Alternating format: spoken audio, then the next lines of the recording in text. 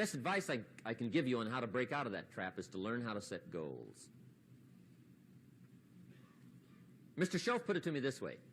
He said, Jim, if you had enough reasons, you could do the most incredible things. I never forgot how he put that. If you have enough reasons. See, reasons will change your whole life. Mr. Shoaff said to me, he said, Mr. Rohn, I think you've got plenty of intelligence, you've got plenty of talent, you've got plenty of ability. Probably what you lack is plenty of reasons. He said, I don't think your current bank balance is a true indication of your level of intelligence. I was happy to hear that. He said, I think you're much smarter than your present bank balance indicates. And that turned out to be true. I was much smarter. But of course my first question was, well then why isn't it bigger? And he said, you don't have enough reasons. You've got enough intelligence, but not enough reasons. So see, reasons can change your life. Here's what else I found out. Reasons come first, answers come second. You don't get the answers to do well till you get the reasons. Life has a mysterious way of hanging on to all the answers and only gives them up to the people that are inspired by reasons. So reasons make the difference in how your life works out. Now, what are some of the reasons for doing well? Let's go through a quick list called Reasons for Doing Well. First is personal reasons. Some people do well for recognition. Some people do well for respect. Some people do well for the way it makes them feel. They love the feeling of being a winner. Those are good reasons. I have some millionaire friends that keep working 10, 12 hours a day, making more millions.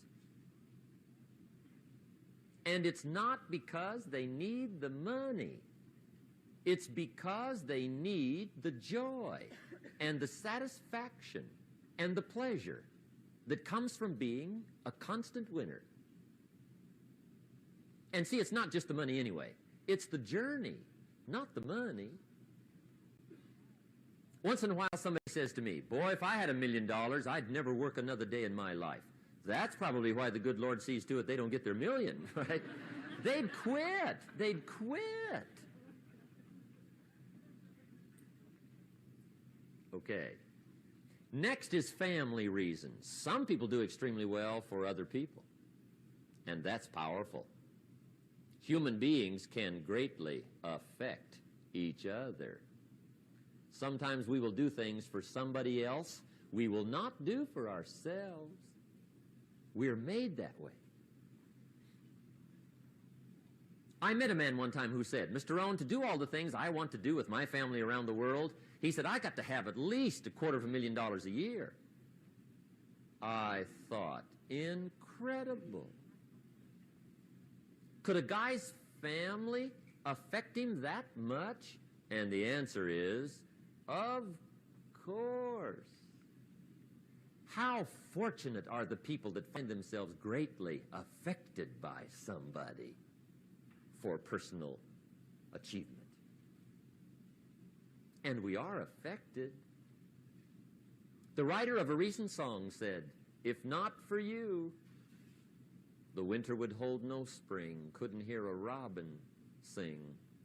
I just wouldn't have a clue if not for you. So we can be affected. That might be one of the most stimulating reasons to do well, finding somebody.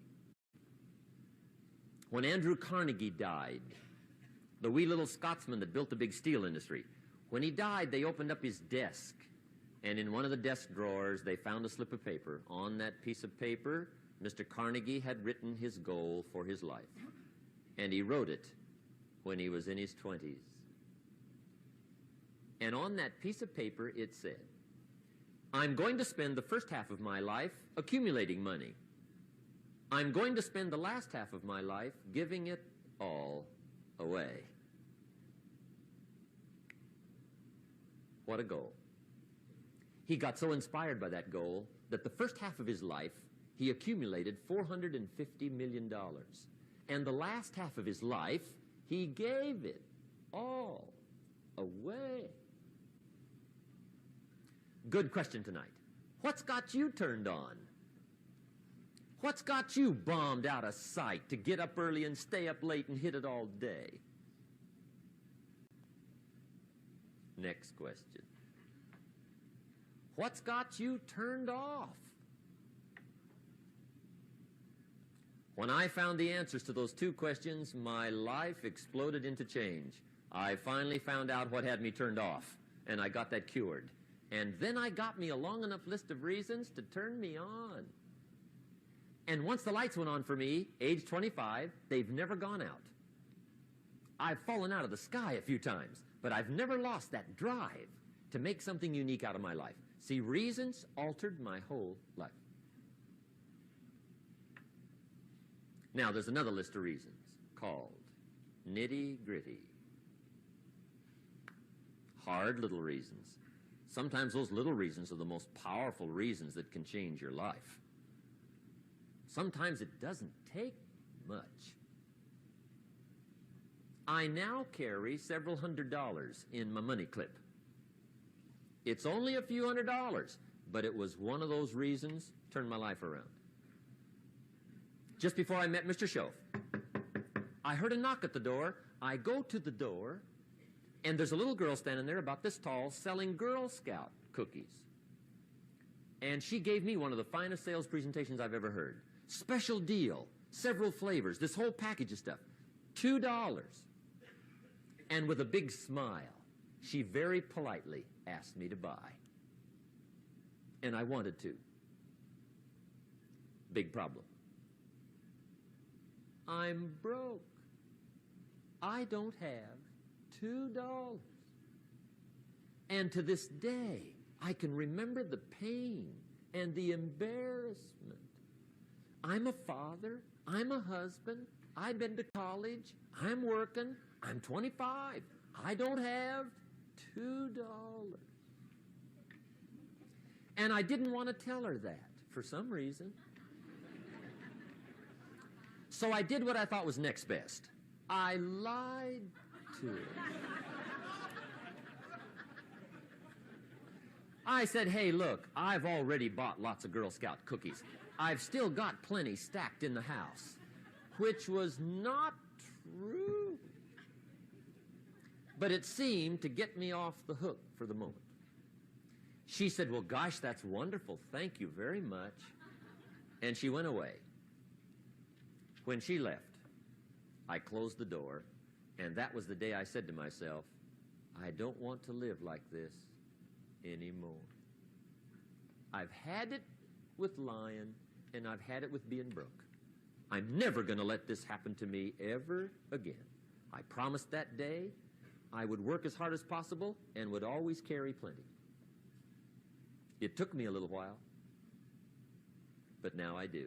It was one of those reasons.